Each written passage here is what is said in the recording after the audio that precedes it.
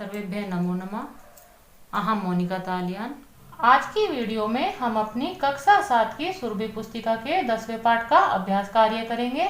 इससे पहली वीडियो में मैं आपको यह पाठ समझा चुकी हूँ। यदि आपने अभी वीडियो नहीं देखी है तो पहले आप अपनी उस वीडियो को देख लीजिए, क्योंकि जब आप अपने पाठ को पहले समझ लेते हैं और उसके बाद आप अपने पाठ का अभ्यास कार्य करते हैं तो वह आपको आसानी से समझ में आता है। प्रश्न संख्या 1 है, लिखंतु वदंतु च आम अथवा न।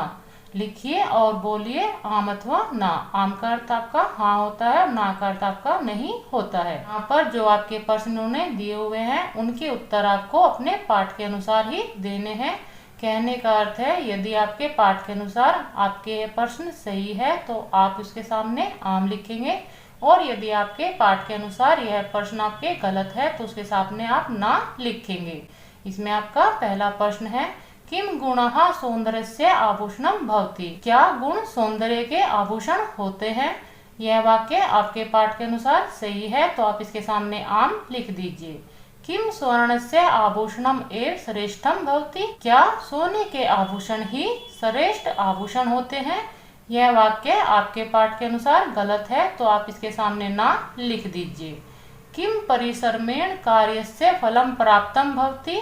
क्या परिश्रम से कार्य का फल प्राप्त होता है। यह वाक्य आपके पाठ के अनुसार सही है तो आप इसके सामने आम लिख दीजिए। किम बुद्धिमान एव शास्त्रस्य लाभम प्राप्नोति। क्या बुद्धिमान ही शास्त्रों का लाभ प्राप्त करता है। यह वाक्य आपके पाठ के अनुसार सही है तो आप इसके सामने भी आम लिख दीजिए। किम एकेन हस्तेन तालिका वादनम भवति। क्या एक हाथ के द्वारा ताली बजाई जा सकती है या तालिका वादन होता है। यह वाक्य आपके पाठ के अनुसार गलत है तो आप इसका उत्तर ना में दीजिए। प्रश्न संख्या 2 है, मंजूषायाः उचितम पदम चित्वा रिक्त स्थानानि पूरयन्तु। मंजूषा से उचित पद चुनकर रिक्त स्थानों की पूर्ति कीजिए। यहाँ जो मंजूषा इन्होंने दी हुई है उसमें से आपको सही पदों को चुनकर अपने इन रिक्त स्थानों की पूर्ति करनी है। यह कार्य मैं आपका पहले ही कर चुकी हूँ, आप इसको देख लीजिए। हस्तस्य आभूषणम दानम भवति। हाथ का आभूषण दान होता है। विद्याम प्राप्य मनुष्य विनम्र भवति। विद्या प्राप्त करके मनुष्य विनम्र होता है। परिश्रमम बिना मानवः फलम न प्राप्नोति। परिश्रम के बिना मानव फल प्राप्त नहीं करता। ज्ञानवान जनः यदि क्षमाशीलः भवति तर्हि सः सम्मानं प्राप्नोति। ज्ञानवान व्यक्ति जब क्षमाशील होता है तभी वह सम्मान प्राप्त करता है। बुद्धिमान जनः एव शास्त्राणां ज्ञानं प्राप्तुं शक्नोति। बुद्धिमान व्यक्ति ही शास्त्रों का ज्ञान प्राप्त कर सकता है। प्रश्न संख्या 3 है, उचितम पर्यायपदम चित्वा लिखन्तु। उचित पर्यायवाची पद चुनकर लिखने हैं। यहाँ पर मंजूषा में आपके इन पदों के पर्यायवाची पद लिखे हुए हैं जो आपको चुनकर लिखने हैं। यह कार्य भी मैं आपका कर चुकी हूँ, आप इसको देख लीजिए। आभरणम, आभरणम का आपका पर्यायवाची पद है आभूषणम। तालिका, तालिका का आपका पर्यायवाची है करतल ध्वनि। लोचनाभ्याम का पर्यायवाची है नेत्राभ्याम। पात्रताम का जो पर्यायवाची है वह आपका है योग्यताम। प्रज्ञा, प्रज्ञा का पर्यायवाची है आपका बुद्धि। प्रश्न संख्या 4 है, एतेषां प्रश्नानां उत्तराणि एक पदेन वदन्तु लिखन्तु च। इन सभी प्रश्नों के उत्तर आपको एक पद में बोलने हैं और लिखने हैं। यहाँ पर जो आपके इन्होंने प्रश्न दिए हैं उन सभी प्रश्नों के उत्तर आपको एक पद में लिखने हैं। नरस्य आभूषणम किम भवति।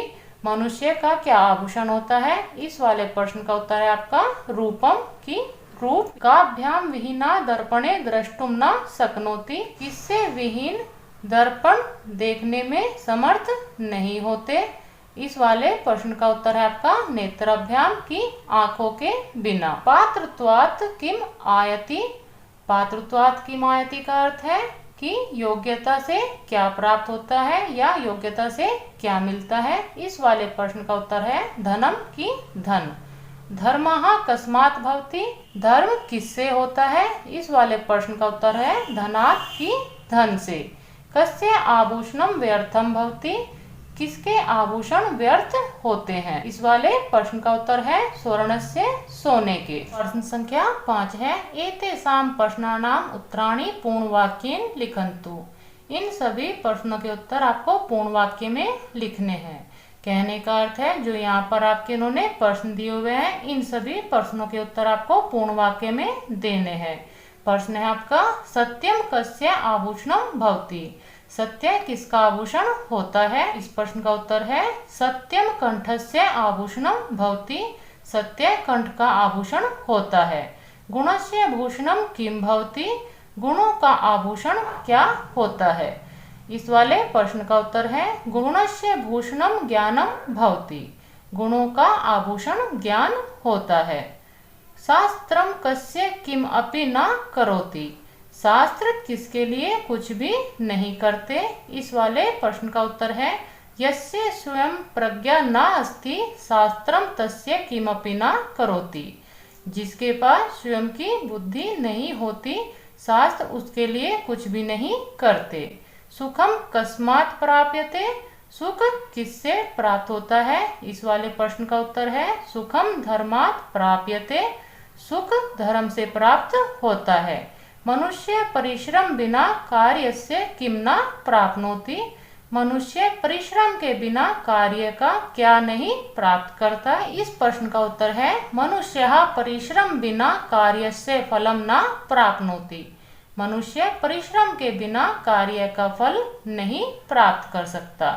इस प्रकार आपके पूर्ण वाक्य वाले यह प्रश्न उत्तर मैंने किए हुए हैं, आप इनको यहाँ से कर सकते हैं। प्रश्न संख्या 6 है स्थूल पदाम आधृत्य प्रश्न निर्माणम कुर्वन्तु।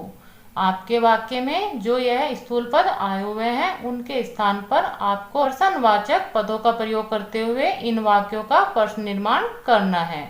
वाक्य है आपका धनेन धर्मस्य कार्याणि भवन्ति। इस वाले वाक्य में धनेन आपका स्थूल पद है, उसके स्थान पर आप केन पद का प्रयोग करेंगे। आपका प्रश्नवाचक वाला वाक्य हो जाएगा केन धर्मस्य कार्याणि भवन्ति। इसमें आप प्रश्नवाचक चिन्ह लगा दीजिए। केवलम भाग्येन एव कार्यस्य फलम प्राप्त न भवति।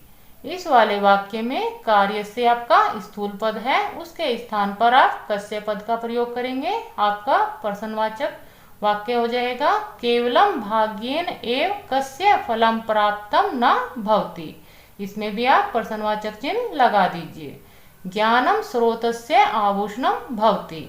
इस वाले वाक्य में ज्ञानम आपका स्थूल पद है, आप ज्ञानम पद के स्थान पर किम पद का प्रयोग करेंगे। आपका प्रश्नवाचक वाक्य होगा किम स्रोतस्य आभूषणम भवति। प्रश्नवाचक चिन्ह लगा दीजिए। नेत्राभ्याम विहीनः दर्पणम द्रष्टुम न शक्नोति।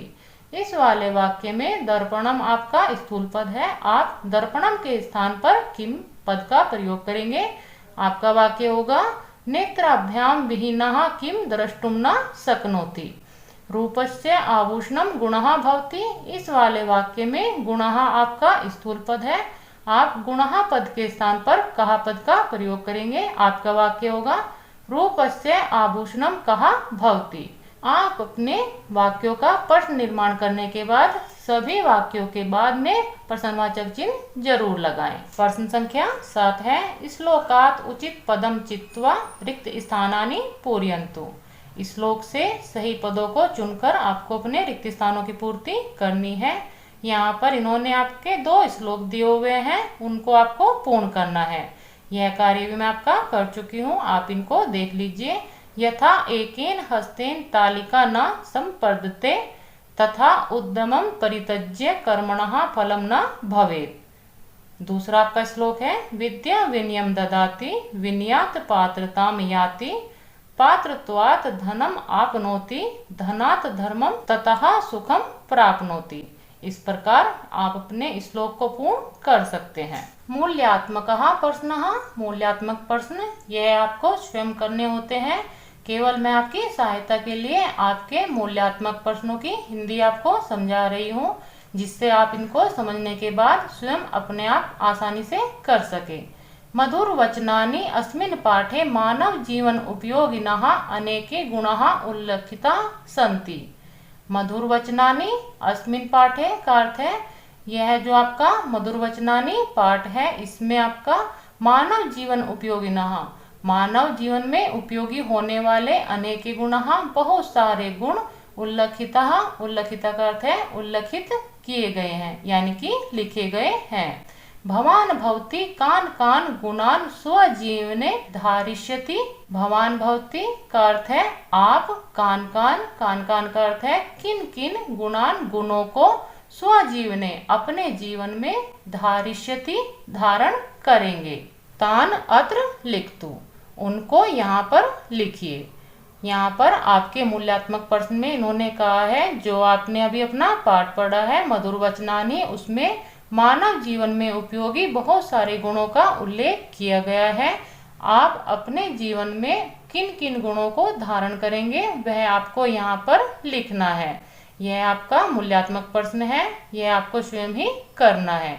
और आपका जो प्रश्न है वह भी इसी प्रकार का प्रश्न है क्योंकि आप अपने जीवन में कौन कौन से गुण धारण करेंगे यह आपको ही पता होगा। गतिविधि प्रश्न आपके वह प्रश्न होते हैं जो आपको स्वयं करने होते हैं और इसमें आपको कुछ कार्य भी करना होता है।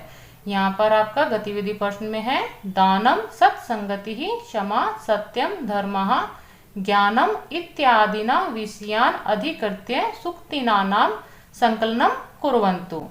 यहाँ पर आपको कुछ विषय इन्होंने दिए हुए हैं वह विषय है आपके दान, सत्संगति का अर्थ होता है आपका अच्छे लोगों की संगति, क्षमा, सत्य, धर्म और ज्ञान आदि विषयों पर जो आपको सूक्तियां कहीं से भी मिलती हैं उनको आपको संकलित करना है। ताभि स्वकक्षायाम विद्यालयम च अलंकुर्वन्तु।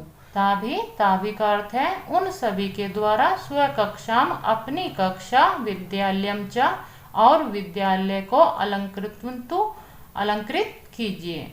यहाँ पर आपके गतिविधि प्रश्न में इन्होंने दिया है कि जो आपके यहाँ पर विषय है उनमें आपको जो भी सूक्तियाँ प्राप्त होती हैं वो आपको इकट्ठा करना है और उन सूक्तियों की कक्षा और अपने विद्यालय में लगाना है जिससे आपका विद्यालय सुशोभित होगा।